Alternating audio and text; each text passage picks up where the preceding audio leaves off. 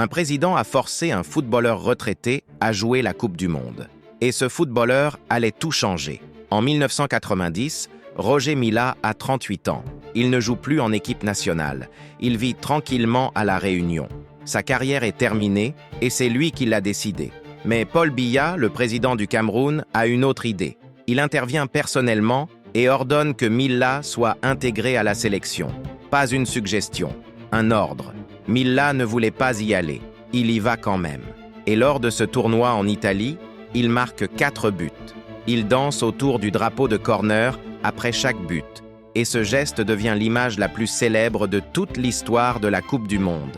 Le Cameroun atteint les quarts de finale. Aucune équipe africaine n'était jamais allée aussi loin. Tout ça grâce à un homme qui ne voulait pas être là. La vraie leçon de cette histoire, c'est peut-être ça. Parfois, les légendes n'ont pas le choix.